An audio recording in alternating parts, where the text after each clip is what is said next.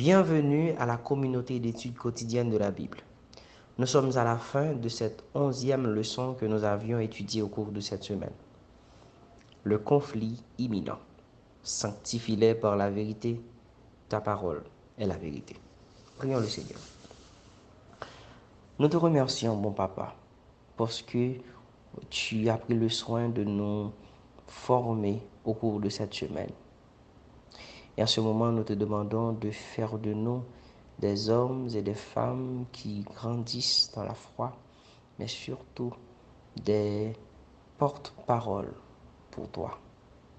Que cet évangile aille très loin à travers le monde par les différents moyens que tu as mis à nos dispositions. Nous te remercions. Au nom de Jésus, nous te prions. Amen. Au cours de cette semaine, nous avons pu comprendre comment à la fin des temps, nous aurons à faire face à une crise même insupportable. Nous aurons à faire le choix, soit nous soumettre à l'autorité du diable, soit nous soumettre à l'autorité de Dieu. Si nous acceptons de nous soumettre à l'autorité de Dieu, nous allons nous conformer à la parole de Dieu, ce qui contredit les enseignements du monde. Nous avons vu au cours de cette semaine que cette puissance qui s'opposera à notre foi a été présentée sous la forme d'une bête. Et nous avions vu deux bêtes au cours de la semaine. La bête qui est sortie de la mer, d'abord. Cette bête qui est sortie de la mer, c'est le pouvoir papal, c'est la papauté. Et la mer symbolise peuple, langue, nation, etc. Et nous avions vu une deuxième bête qui est sortie de la terre. Cette bête, c'est une puissance qui va avoir une relation étroite avec la première bête et elle ordonnera le monde entier, au monde entier, de se prosterner par devant cette bête, en parlant de la première. Et cette deuxième bête, ce sont les États-Unis d'Amérique, cette dernière puissance. Et comme d'habitude, aujourd'hui je vous fais lecture de la dernière partie de la leçon 11. Prêtez-moi votre attention.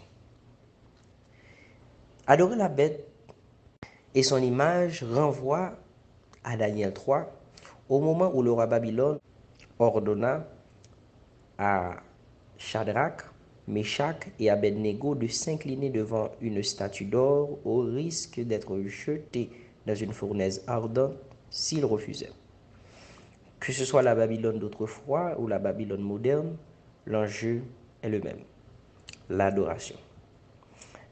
La véritable adoration découle d'une intelligence enseignée par la parole de Dieu, d'une âme transformée par son amour et d'un cœur rempli de son esprit. Alors, nous ne serons plus conformés à ce monde, mais nous vivrons selon la volonté de Dieu qui se trouve dans sa parole. Voilà notre seule sécurité. Jamais le Seigneur ne force la volonté ni la conscience de l'homme. Le malin, au contraire, a toujours recours à la contrainte par la cruauté pour contrôler ce qu'il ne peut séduire. Par la terreur ou la force brutale, il régit les consciences et s'assure les hommages. Pour y parvenir, il œuvre à travers les autorités tant religieuses que séculières pour faire appliquer les lois humaines en défiance à la loi de Dieu. Il faut, pour faire face aux épreuves qui les attendent, qu'ils comprennent la volonté de Dieu telle qu'elle est révélée dans sa parole. Ils ne pourront honorer l'Éternel que dans la mesure où ils auront une juste conception de son caractère, de son gouvernement et de ses desseins, et où ils se conformeront à ces derniers.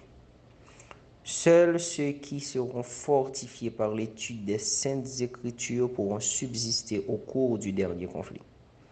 Dieu aura cependant sur la terre un peuple qui s'attachera à la parole et qui en fera la pierre de touche de toute doctrine et le fondement de toute réforme.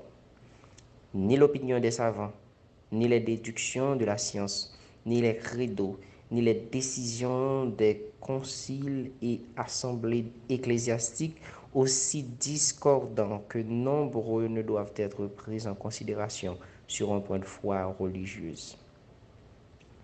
Avant d'accepter une doctrine quelconque, il faut s'assurer qu'elle en a sa faveur, un clair et précis. Ainsi a dit l'Éternel. Ellen White, Tragédie des siècles, chapitre 36, page 518, 519, chapitre 37, page 522, 523. À travers cette dernière partie, nous avons pu comprendre que, comme nous l'avions déjà vu, la contrainte que le diable impose aux hommes n'est pas chose nouvelle. Shadrach, Meshach et Abednego ont fait face à cette forme de contrainte qui a pour sujet l'adoration. À la fin des temps, nous aurons à choisir. Nous aurons à choisir entre le bien et le mal, et Satan continuera à œuvrer à travers des autorités religieuses et séculières pour faire appliquer des lois en contradiction avec la parole de Dieu. Mais par-dessus tout, il y aura toujours un faible reste. Un faible reste d'hommes et de femmes qui seront fidèles à l'Éternel malgré les vicissitudes de ce monde. Malgré les persécutions, malgré les tribulations, il y aura toujours des hommes et des femmes qui se tiendront debout pour l'Éternel et pour sa gloire. Aujourd'hui, nous devons faire le choix d'être parmi ce faible reste. Je vous dis merci de nous avoir prêté votre attention. Merci pour vos partages de nos différents contenus. Merci pour votre fidélité à cette émission. Dieu vous bénisse.